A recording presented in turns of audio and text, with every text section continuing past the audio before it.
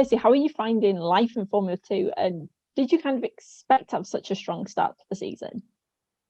I mean, it's been good so far. Obviously, the first weekend was pretty strong in general. Did I expect it to start so strong? I wasn't expecting to get a race win. Certainly not in the race that I did.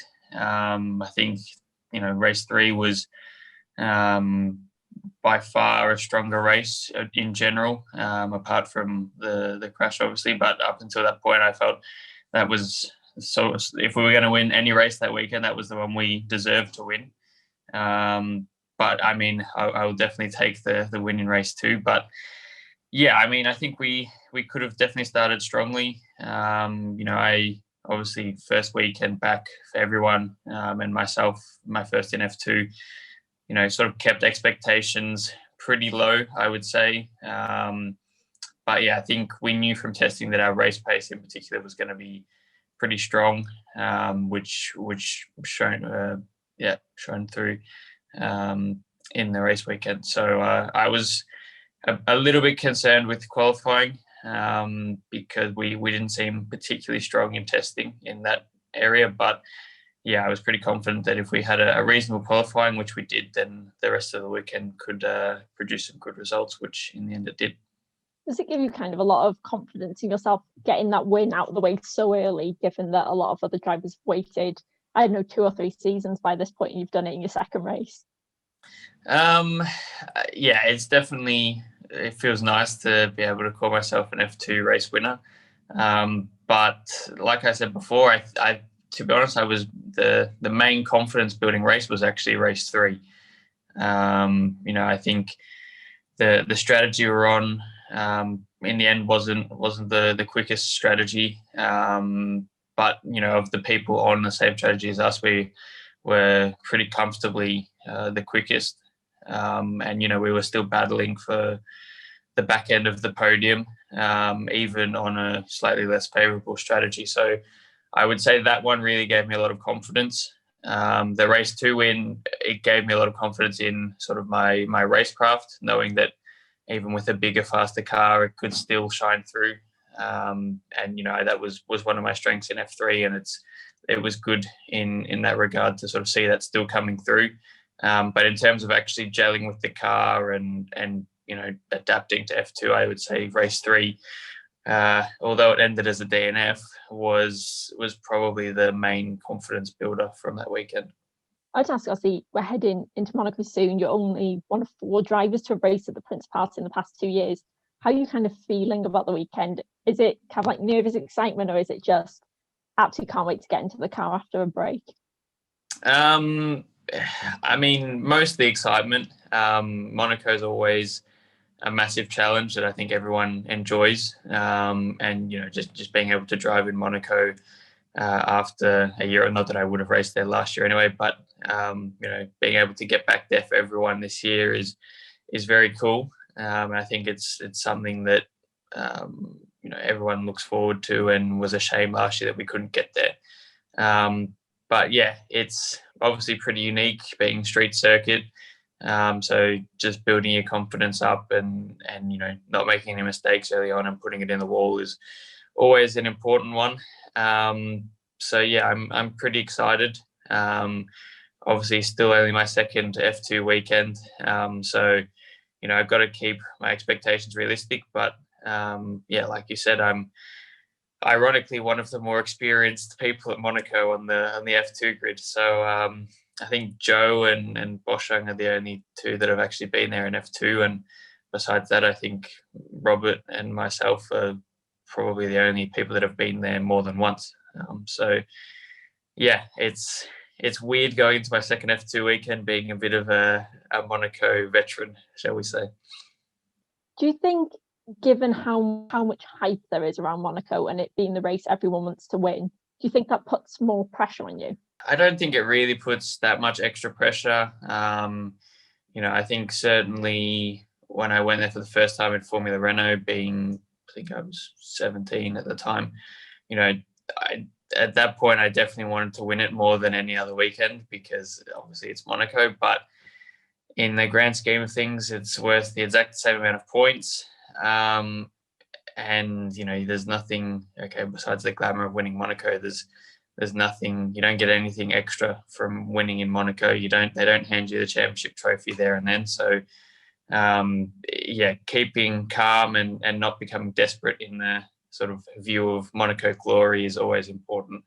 Of course, I would love to win at Monaco, but if it means that if I can take the championship over Monaco, then I'm definitely going to take that, put it that way. So I don't think there's really any extra pressure to perform at Monaco.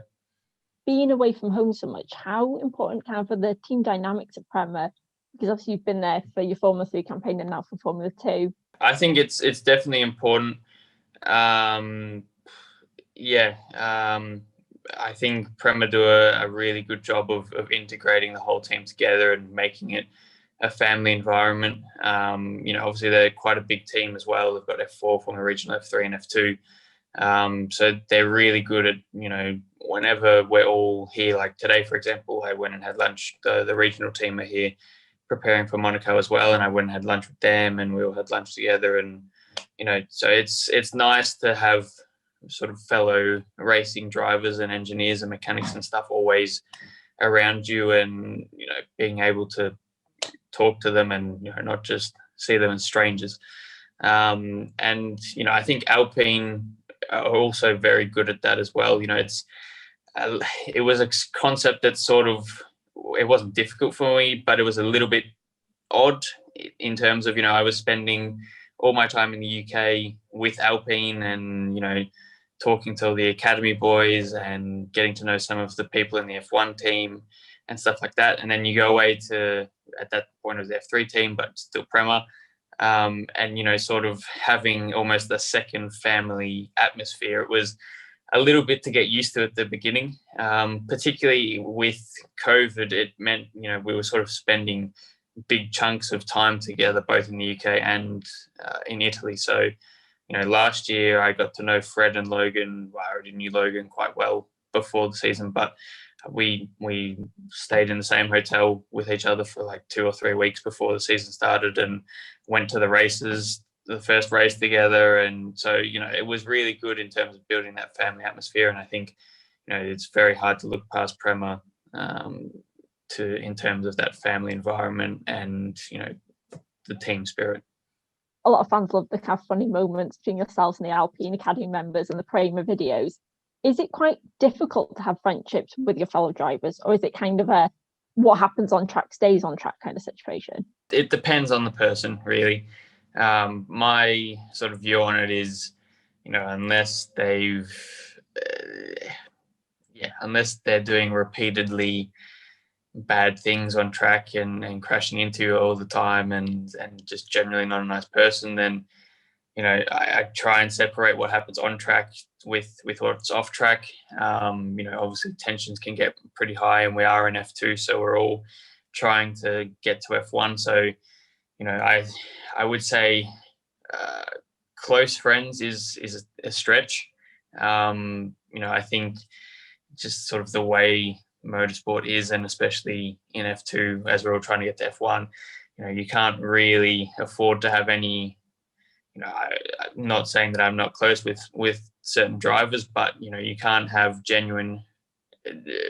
properly genuine friends where where you're racing them on track and you behave differently because they're your mate. You've got to still be ruthless on track and treat everyone the same, and you just have to. There's a fine line between being friends off track and treating them differently on track because you're friends, or being close off the track but still treating them as if they're any other driver on the track. And I think that's a very fine balance that I'd like to think I have that managed pretty well. I mean, I get along with most of the drivers in the paddock, but as soon as it starts to affect how you race against people, that's when you need to draw the line and reel it back in a little bit. Absolutely. It's kind of like a weird, I say, paradox in the sense of like other drivers are probably the people you could actually most relate to, but also the people you need to be at the same time. And ultimately, I think some of why say motorsport's greatest rivalry's been born out of kind of a mutual respect, but also you want to beat them and you don't want to come second to them. Yes, exactly. I think it's much more common to have more genuine friends in series that you don't race against, especially if they're like ex-teammates that you got along with or stuff like that. Like, for example, I live now with Kyle Collette, who's with MP and F3 and in the academy, and we were teammates in Formula Renault a couple of years ago. And whilst we were teammates that year, we were close, but didn't really talk to each other away from the race weekends and stuff like that. And now we're living together and we're good mates and stuff now that we're not trying to beat each other. So it's a bit of a funny one, but it's hard to have very lifelong friends from racing that you're racing against. Also, I was going to say about Twitter and things like that, you've become a bit of a fan favourite with your social media accounts, things like you getting the nice for your birthday and your tweets about DRS and the problems there. How do you kind of feel about showing more of your personality to fans, or is it something you don't really just think about? It's just natural. I don't put that much thought into it, I'd say. It's a lot of those tweets are very much just spur of the moment things. Like when DRS doesn't work, obviously I can't plan that unless DRS doesn't work, and my cooking adventures and stuff. I don't purposely burn my food as much as some people probably think that. But yeah, I mean, it's always nice to show people sort of the behind the scenes of a racing driver and just my life in general. I try to keep most of it pretty private and not out in the open world for everyone to see. But if there's something funny that's going to get a few views or whatever, then why not share it, as long as it's not hurting anyone or anything like that. Unless it's myself or my own ego in terms of cooking, then I don't see any issue with it, and it's very much a spur of the moment thing that I just want to share across with the world, basically. Do you think with F2 this year, do you think winning the championship is a realistic goal and kind of looking towards F1 for 2022? Or are you kind of going with a race by race approach and kind of seeing where it takes you? To be honest, both. I think I definitely wouldn't rule out the championship. I think we're fourth in the standings now. We've already got a race win, and I think we were improving quite drastically across the course of Bahrain, and off the back of that, we had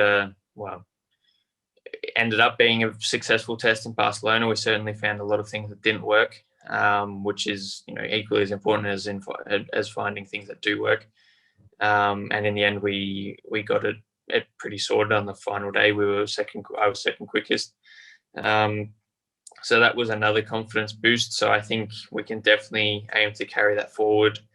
But also, I think the most successful mindset is taking it one race at a time. I know every racing driver says it, and it's a bit of a cliche, but it is, quite literally focusing on the next thing that's ahead of you. And I think if you, do a good job of that, then when you do eventually look at the championship, and when the championship starts to actually come down to the wire, hopefully that will carry you into a good position. And then when you need to start worrying about the championship, you can.